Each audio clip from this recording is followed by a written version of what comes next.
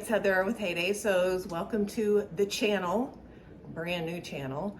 I would not say that I'm really a vlogger, but I do have a lot of pattern reviews that I would like to share. So maybe this is the right time. I'm here today to talk to you about Project Dress a Girl, which is a charity that is near and dear to my heart. I participated last year. We make dresses for little girls in need. These girls may not have other dresses. This may be their only dress. They're from all over the world. Project Dress a Girl provides these dresses to little girls in need, like I said.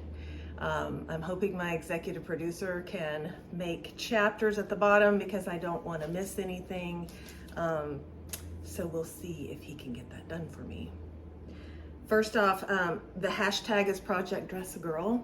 If you pop that into Instagram, Project Dress a Girl 22, you'll start to see some of the dresses from this year. If you take off the hashtag, hopefully you will see some of the dresses from last year. And I do want to pop up a picture here, if my executive producer can do that, of my dress from last year, which gave me so much joy to be able to participate last year. And I'm really excited about doing it this year too. So it's really important that we want to lift up these girls and empower these girls, as Madi, the ambassador, has been talking about in her videos. And of course, I just wanted to pick a beautiful fabric so that my little girl in need can feel lifted up, and I hope she enjoys her dress so much. I'm really not a vlogger, like I said. I'm just a sewing nerd. But I am so happy to be able to contribute in a bigger way this year and bring this video to you. Yesterday, in the compilation, you would have hopefully have seen by now Simply Delilah. She is just the queen at making videos and tutorials for Simplicity and McCall's Big Four.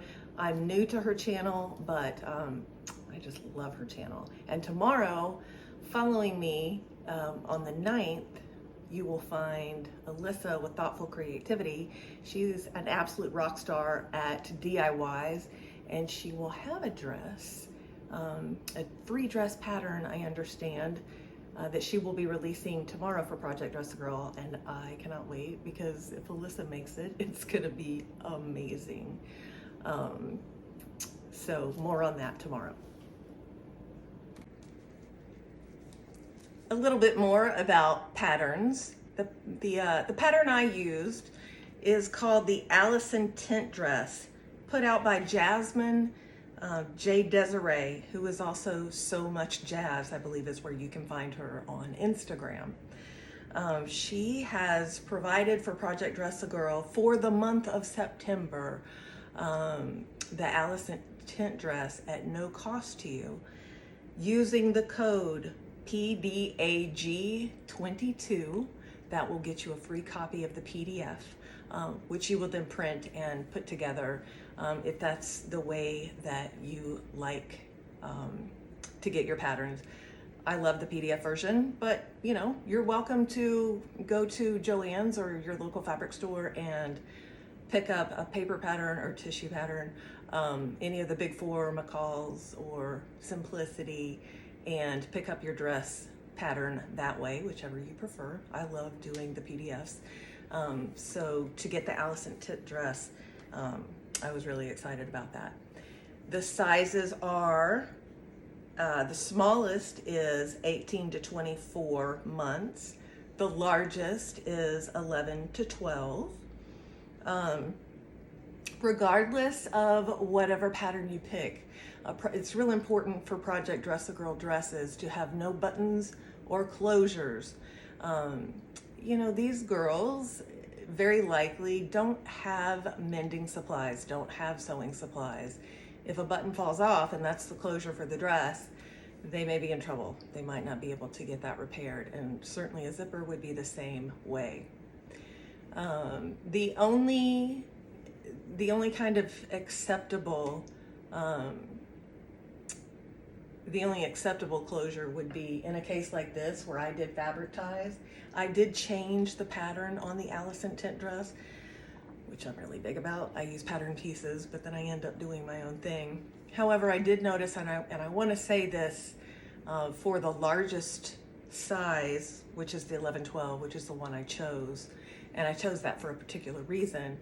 But I did notice that the neck opening was not large enough. I did not think, I don't have any 11 to 12-year-old girls running around here, but I did not feel like it would go over the head at the largest size.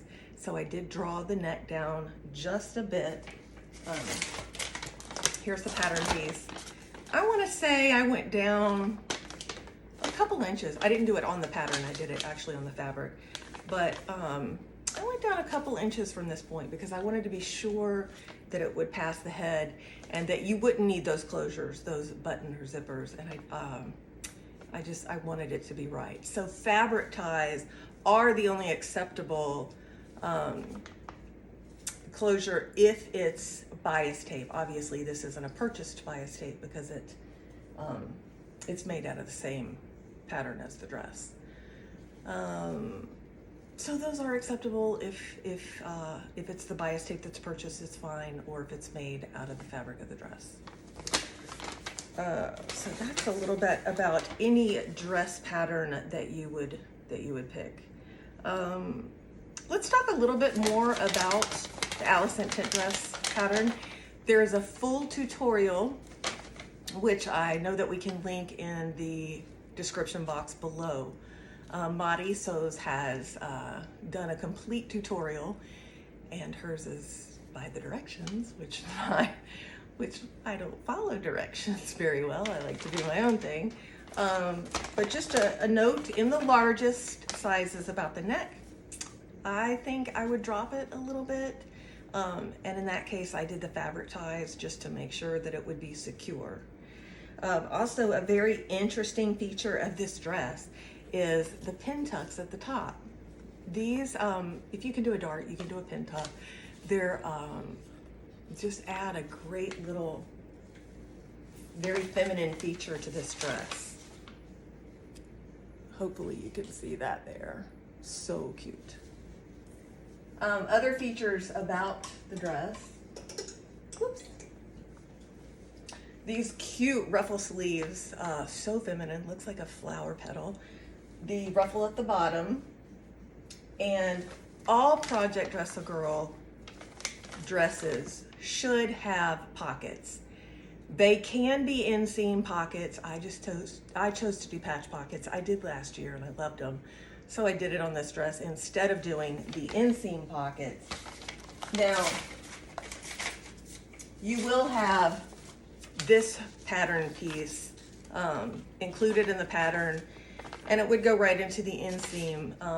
But I just think that the patch pockets are so cute, and they give an opportunity to color block, just some added visual interest on the dress. The other thing is you will see that all Project Dress a Girl dresses have this tag. And I think they're 40 cents on Madi's site.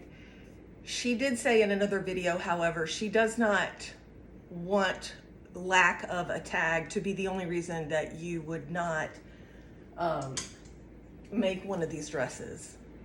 If the only way you can get the dress done is to sew the dress and send it in without a tag, then that is certainly appreciated. Yeah, so that's the information about the Allison tint dress. There are certainly other patterns. Another note about the Allison tint dress, I found at the largest size that it wasn't quite enough fabric. I did go back and get another half yard of fabric, and I'm so glad that I did, because it gave me that opportunity to do the color blocking, which I think is really, really cute. I did it last year and I loved it, and I repeated that idea this year. And just a little note about different fabrics that you can use. Madi goes into this in great detail in her video. However, I have found that quilting cotton is just the best way to go. You don't know if your girl is going to have laundry facilities. Perhaps there's no washer or dryer. They may be washing their dress in a stream. Quilting cotton is going to stand up best against those conditions. You could use a cotton linen blend, which is very possible once Alyssa comes out with her pattern. I might be interested in doing one like that as well. But you know, and another note about the fabric is that these girls in other countries, we certainly want it to be very modest, the dress that we are providing, and not see-through. It does need to be opaque. No holiday fabric, no characters. They may celebrate different holidays than we do. No character fabric. I find that it's best to go with, and Madi has even said, go with nature. So I'm obviously promoting butterflies today. I love this butterfly fabric. As soon as I saw it, I knew that I wanted to use it for my dress. So you will have the month of September to make your dress. And then in the very last days of September and the first few days of October is when you will mail your dress in. I mail my dress in to Madi, but if you would like to check, maybe there's an ambassador that's closer to you, you can check Madi's website and she will have them listed there. I'm glad to help you find your local ambassador. You can DM me on Instagram, also at heyday_sews, and I would be happy to help you find your ambassador. And also an extra, just an invite, if you need to message me for any questions, if you want to DM me on Instagram, you're certainly welcome to, and for help finding your local ambassador, that's certainly fine. I did not do this last year, but I'm finding out this year that very important. Before you mail your dress in, please take a picture, put it on Instagram with hashtag ProjectDressAGirl22, and also tag Madi Sews so that she can count your dress. Last year, I believe she collected 830 dresses so that she could hand over to Project Dress a Girl. This year, she has a very lofty goal of over 1,000, and maybe even more than that. So I certainly hope that many girls can get dresses for this year. So I would encourage you, please make a dress for the challenge. And let me make an additional comment about sizes.